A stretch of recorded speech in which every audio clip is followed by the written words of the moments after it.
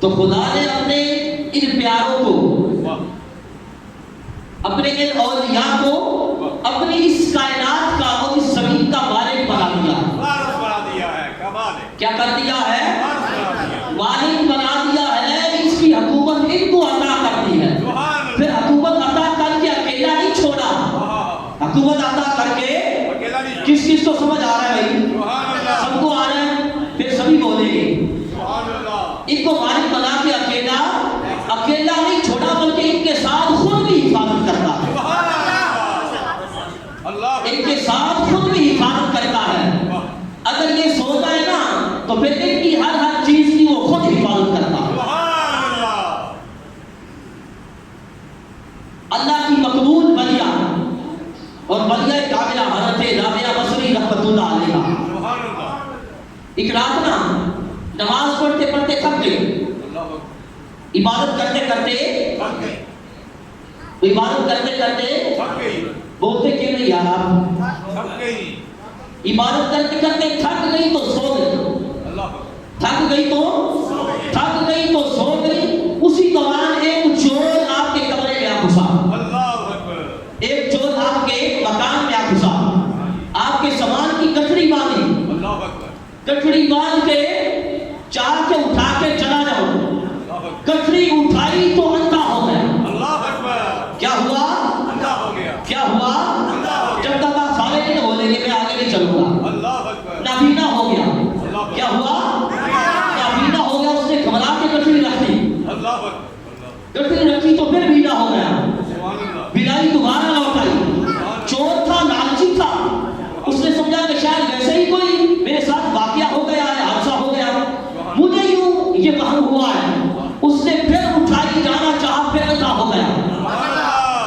تو 3 مرتبہ ایسا ہی کیا تو ادھر سے آواز آئی، فرمایا اے نادان، اگر ایک دوست سویا ہوا ہے تو کوئی بات نہیں، دوسرا تو جاگ رہا ہے نا۔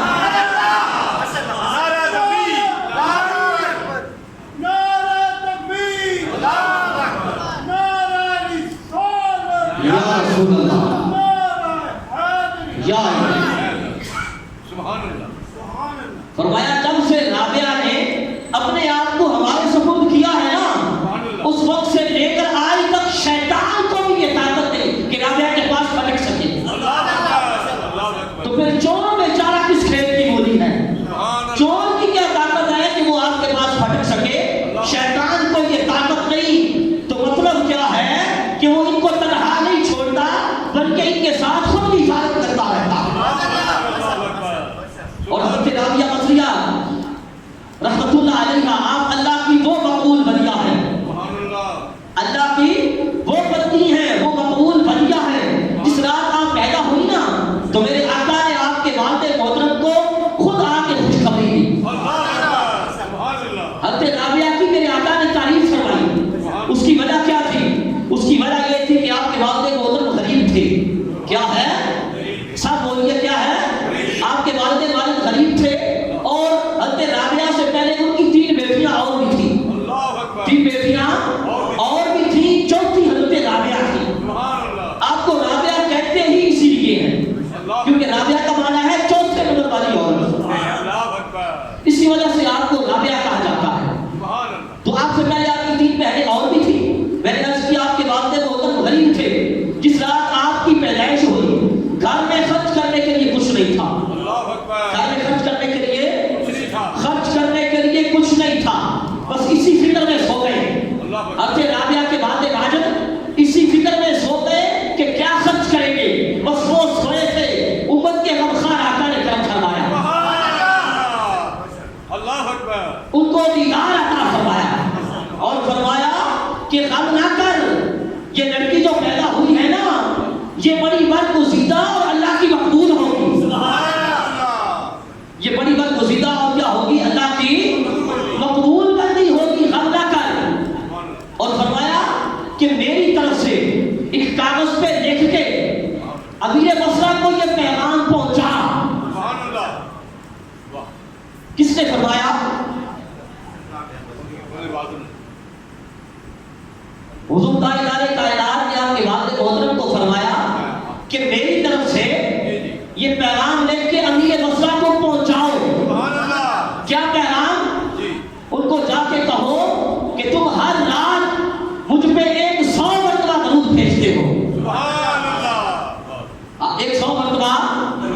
بھئی آپ بولتے کیوں نہیں ہیں؟ میں آپ کے سامنے بیمار بیٹھا ہوں، اس وقت مجھے 100 سے اوپر بخار ہے، آپ تو سلامت بیٹھے ہیں، صحیح ہے، سلامت ہے، اللہ آپ کو سلامت ہی رکھے۔ لگتا ہے کہ سارے سلامت بھی نہیں رہنا چاہتے، سارے سلامت بھی نہیں رہنا چاہتے، اس میں بھی کسی نے آمین نہیں کہا، بہت سارے ایسے جنہوں نے آمین نہیں کہا، مگر یہ یاد رکھنا کہ دنیا اور آخرت کی سلامتی اسی میں ہے کہ جب ان کا نام آ جائے، ان کا ذکر آ جائے تو کنجوسی نہ کیا کریں، جب ان کا ذکر آ جائے تو ہاتھوں کو بھی اٹھایا کرو، سینے کا زور لگا کے نعرہ بھی لگایا کرو۔ نعرہ تکبیر، نعرہ رسالت، یا رسول اللہ، نعرہ تحقیق، نعرہ حیدری، من سب نبیًا، یہ بھی سارے ہاتھ کیوں نہیں اٹھ رہے؟ یہ کس لیے یاد کیا میں اللہ نے؟ من سب نبیًا، من سب نبیًا، من سب نبیًا، من سب نبیًا، تاجدار ختم نبوت، تاجدار ختم نبوت، تاجدار ختم نبوت۔ اس لیے سینے کا زور لگا کے نعرہ لگایا کرو، حضور کے گستاخوں کو چلایا کرو۔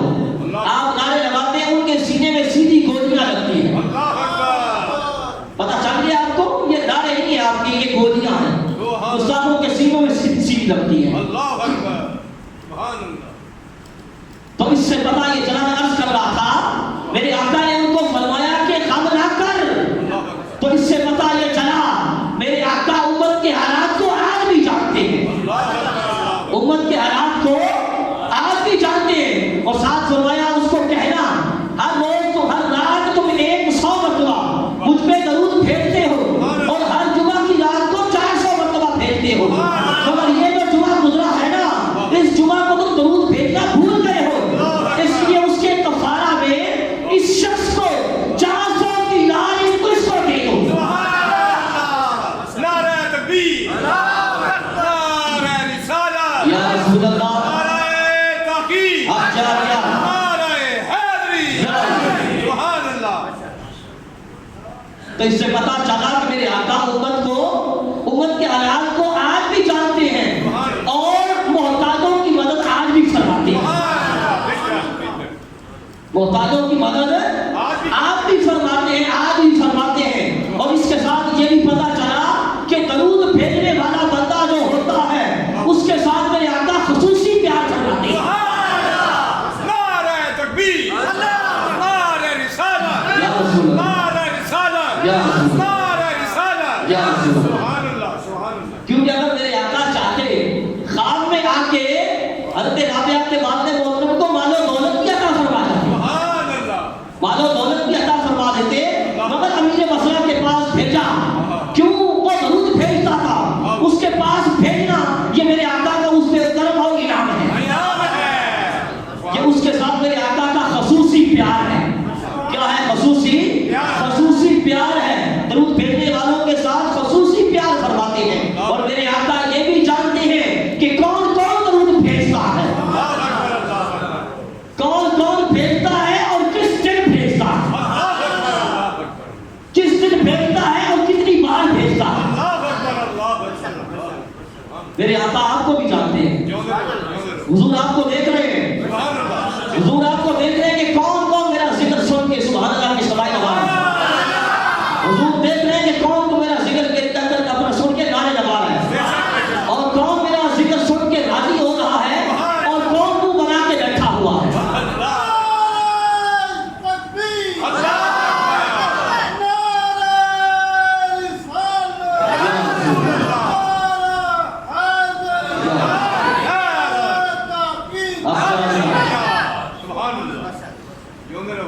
کون کون میرا ذکر سن کے راضی ہو رہا ہے، اور آگے سن لو حدیث پاک کا مفہوم، میرے آقا نے فرمایا جو ہم سے راضی ہوتا ہے ہم اس سے راضی ہوتے ہیں، جو ہم سے راضی ہوتے ہیں اور اس سے راضی ہوتے ہیں، اس لیے جو حضور کو راضی کرنا چاہتا ہے وہ میرے آقا کا ذکر سنے اور سن کے کھل جائے، سبحان اللہ کی صدائیں بھی لگائے۔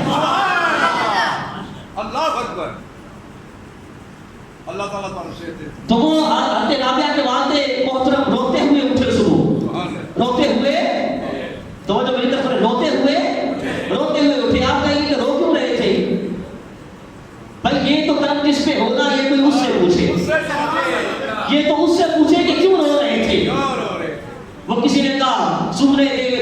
گیا میں گل میں چھپا لیا بابا جلدی ماری اکھ نہ کھولا کہ پھر بھی چھڑ نہ جاؤ اللہ اکبر اس لیے اس کی دو وجہ تھی ایک وجہ تو یہ تھی کہ میں گناہگار میں سیاہکار میں بدکار اور وہ امت کے غمخوار سبحان اللہ وہ حبیب کبریا سبحان اللہ وہ مالک کائنات کبریا مجھ میں اتنا کر فرمایا میرے آقا نے اور دوسری وجہ یہ تھی کہ یہ آنکھ جلدی کیوں کھول گئی کہ آنکھ بند رہتی آقا کا دیدار ہوتا ہے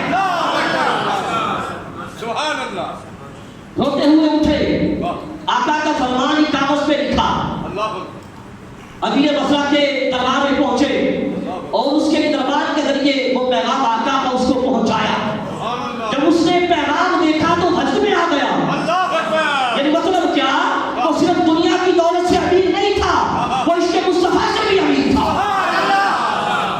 وہ عشق تکبیر اللہ اکبر نعرہ رسالت یا رسول اللہ نعرہ تحقیق حق جاری ہے نعرہ حیدری یا نعرہ ختم النبوت زندہ باد زندہ باد نعرہ ختم النبوت زندہ باد زندہ باد لبیک لبیک لبیک یا رسول اللہ لبیک لبیک لبیک یا رسول اللہ تاجدار ختم نبوت زندہ باد زندہ باد سبحان اللہ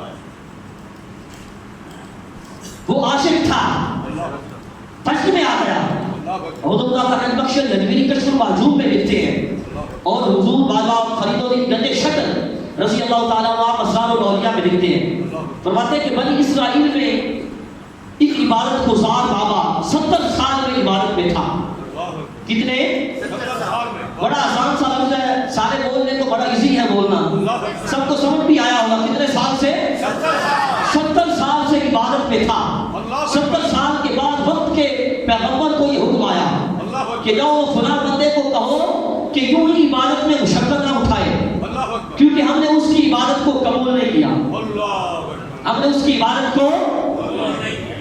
عبادت کو قبول نہیں کیا ہمیں اس کی عبادت قبول نہیں ہے وقت کے پیغمبر اس بتائی ہوئی جگہ پہ گئے جا کے دیکھا ایک سفید ریش بابا عبادت میں مشغول ہے جا کے بتایا کہ مولا کا پیغام آیا ہے اب وہ عاشق تھا جب یار کا نام سنا اٹھ کے کھڑا ہو گیا آنکھوں میں چمک آ گئی پوچھا کیا پیغام ہے مولا کا فرمایا پیغام یہ ہے کہ تمہاری 70 سالہ عبادت کو خدا نے رد کر دیا ہے قبول نہیں کیا وہ عاشق تھا جب اس نے سنا تو ناچنا شروع کر دیا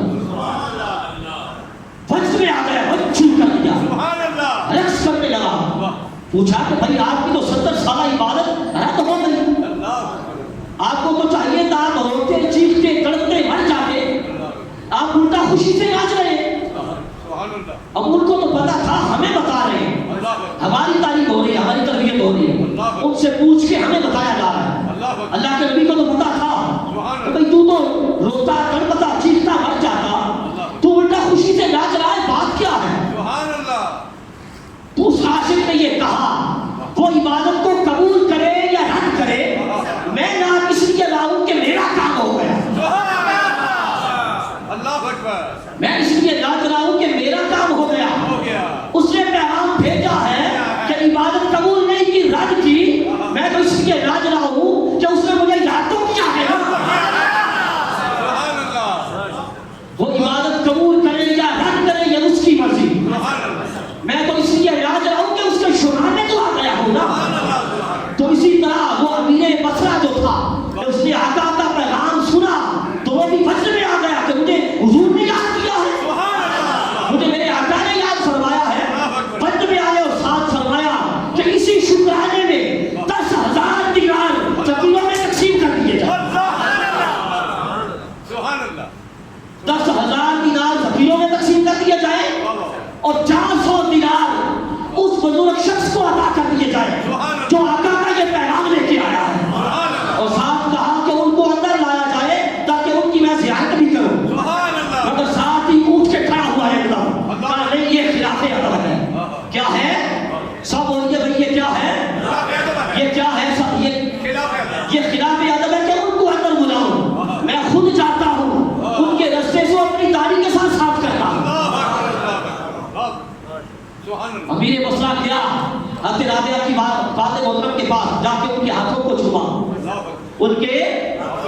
ان کے ہاتھوں کو چوما. بصرہ کا امیر ہے, بادشاہ ہے بھائی. ایک عام شخص کے ہاتھوں کو چوم رہا ہے تو کیوں چوم رہا ہے؟ کہ یہ یار کا پیغام لانے والا ہے, یہ آقا کا پیغام لانے والا ہے. عاشق تھا نا. ہاتھوں کو چوما اور بڑی تعظیم کے ساتھ اندر لایا اور اپنی مسجد یعنی مسجد شاہی میں بٹھایا اور ساتھ یہ کہا 400 دینار دے کے, ساتھ یہ کہا کہ آئندہ بھی قبلہ اگر کوئی حاجت اور ضرورت ہو نا تو مجھ سے ہی خدمت لیا کرنا. تو یہ سب انعام یا اکرام حضرت رابعہ کے والد محترم پہ کب ہوا اور کیسے ہوا؟ حضرت رابعہ کی پیدائش پہ ہوا. میرے آقا نے 400 دینار بھی عطا فرمائے اور ساتھ امیر بصرہ نے یہ آگے یہ ابوت دے دی ہے کہ آئندہ جب بھی کوئی ضرورت ہو تو مجھ سے ہی خدمت لیا کر. تو اس سے پتہ یہ چلتا ہے کہ جہاں پر اللہ والوں کے قدم لگ جایا کرتے ہیں وہاں پہ اللہ کی برکتوں اور رحمتوں کا نزول ہوا کرتا ہے.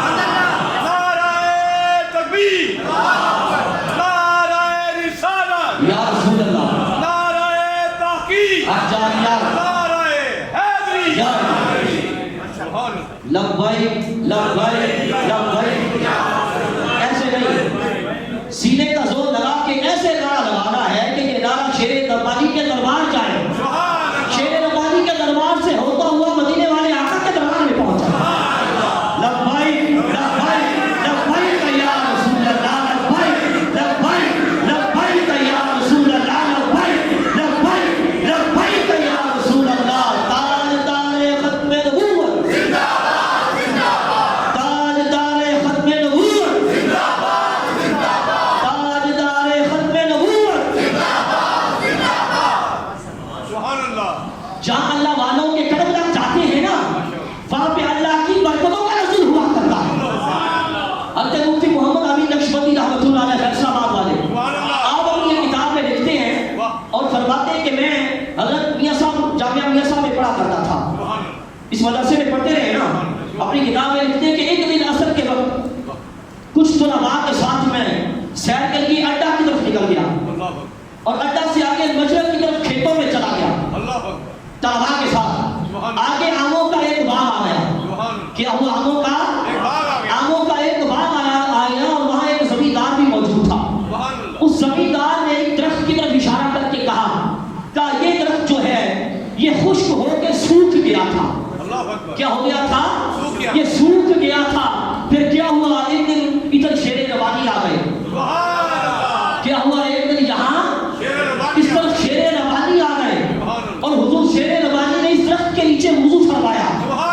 بس شیر ربانی کا وضو فرمانا تھا, کہتے ہیں کہ اس دن سے یہ خوش درخت یہ ہے کہ ہرا بھی ہو گیا ہے اور پھل بھی دینے لگ گیا.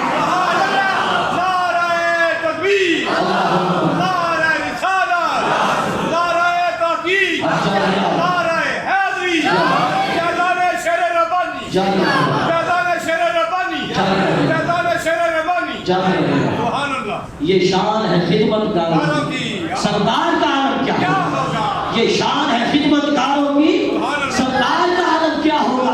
جس مدینے والے آقا کے ان غلاموں کی یہ شان ہے, اس آقا کی اپنی شان کا حال کیا ہوگا؟ اللہ اکبر. سبحان اللہ.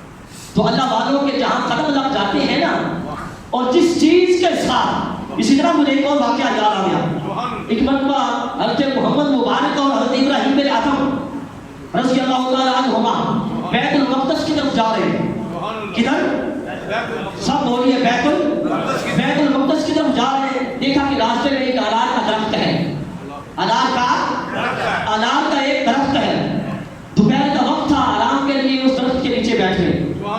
جب یہ بزرگ بیٹھے اس درخت سے یہ آواز آئی کہ اے ابراہیم مجھے عزت بخشیے, اے ابراہیم مجھے عزت بخشیے اور میرے پھل میں سے کچھ تناول فرمائیے. تو اس سے پتا یہ چلا کہ یہ بے جان درخت اور لکڑیاں بھی یہ جانتی ہیں اور ان کا یہ عقیدہ ہے کہ اللہ والوں کے ساتھ جو چیز لگ جایا کرتی ہے وہ برکتوں والی ہو جایا کرتی ہے. نعرہ تکبیر, نعرہ رسالت, نعرہ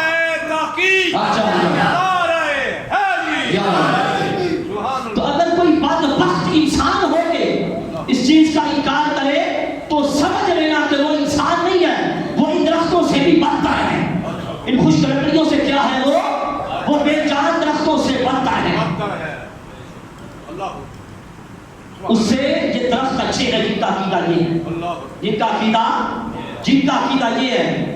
یہ وہ ہستیاں ہیں کہ جو چیز ان کے جسم کے ساتھ لگ جایا کرتی ہے نا, جان کے قدم لگ جایا کرتی ہے یا ان کے جسم کے ساتھ لگ جایا کرتی ہے, وہ چیز برکتوں والی ہو جایا کرتی ہے. ایک مرتبہ حضرت مالک بن دینار رضی اللہ تعالیٰ عنہ کہ داہیے کے ساتھ مناظرہ ہو گیا. بات یہاں تک چل پہنچی کہ اس داہیے اور حضرت مالک بن دینار کے ہاتھوں کو باندھ کے آگ میں ڈالا جائے. دونوں کے ہاتھوں کو باندھ کے میں آگ میں ڈالا جائے. جس کا ہاتھ جل جائے وہ جھوٹا ہے, جس کا ہاتھ بچ جائے وہ سچا ہے. توجہ میری طرف رکھنا چاہیے. جس کا ہاتھ جل جائے وہ جھوٹا ہے اور جس کا ہاتھ بچ جائے وہ سچا ہے. اب اس داہیے کا ہاتھ حضرت مالک بن دینار کے ہاتھ کے ساتھ باندھ کے آگ میں ڈال دیا گیا, مگر دونوں کے ہاتھ محفوظ رہے. کسی کا ہاتھ بھی نہ چلا. حضرت مالک بن دینار پریشان ہوئے اور اس کی ابانی تعالیٰ یہ کیا ماجرا ہے, یہ کیا معاملہ ہے. تو ادھر سے جواب آیا, ادھر سے حکم آیا کہ مالک بن دینار, اس داہیے کا جو ہاتھ بچا ہے نا, یہ بھی تیرے ہاتھ کی وجہ سے بچا ہے, کیونکہ اس کا ہاتھ تیرے ہاتھ کے ساتھ بندھا ہوا تھا, اس لیے تیرے ہاتھ کے ساتھ اور تیرے جسم کے ساتھ جو چیز لگ جائے گی اب اسے بھی نہیں چلائے گی. اس کا ہاتھ تیرے ہاتھ کی وجہ سے بچا ہے, اس لیے اگر الگ الگ ڈالے جائیں تو اس کا ہاتھ جل جائے گا اور تیرا ہاتھ بچ جائے گا. پھر ایسا ہی ہوا, بعد میں الگ الگ ہاتھ ڈالے گئے تو حضرت مالک بن دینار کا ہاتھ محفوظ رہا, اس داہیے کا ہاتھ جل گیا. تو عرض کرنے کا مقصد یہ ہے, وہ کافر ہے, کافر رہا, اس وقت بھی کافر ہے, مگر کیا ہے اللہ کے بندے اور اللہ کے کامل ولی کے ساتھ ہاتھ لگا تو وقتی طور پہ آگ نے اسے بھی نہ جلایا. تو بھلا بتائیے, جب کافر جو ہے اس کا ہاتھ لگ جاتا ہے تو وہ جلنے سے محفوظ ہو جاتا ہے. ایک مسلمان اللہ کا بندہ, اللہ کو ایک ماننے والا, مدینے والے آقا کو اپنا رسول ماننے والا, جب وہ اللہ والوں کے ساتھ لگے گا تو وہ جہنم کی آگ سے محفوظ نہیں رہے گا. جو اللہ کے ولیوں کے ساتھ لگ جاتا ہے وہ دوزخ کی آگ میں جلنے سے محفوظ رہتا ہے. تو عرض یہ کر رہا تھا, حضرت محمد مبارک اور حضرت ابراہیم بن آدم بیت المقدس کی طرف جا رہے تھے اور درخت کے نیچے بیٹھے, انار کے درخت کے نیچے بیٹھے تو اس نے 3 مرتبہ یہ کہا. اس درخت نے, سب بولیے, اس درخت نے 3 مرتبہ یہ کہا کہ اے ابراہیم مجھے عزت بخشیے, میرے پھل میں سے کچھ تناول فرمائیے. جب اس نے 3 مرتبہ یہ کہا تو ان دونوں بزرگوں نے ایک انار توڑا, دونوں نے وہ ایک انار کھایا اور کھا کے آگے چلے گئے, انار کھا کے آگے چلے گئے. جب واپس آئے تو وہ درخت پہلے سے بڑا بھی ہو چکا تھا, گھنا بھی ہو چکا تھا, تنا بھر بھی ہو چکا تھا اور سال میں 2 مرتبہ پھل دینے لگ گیا. لوگوں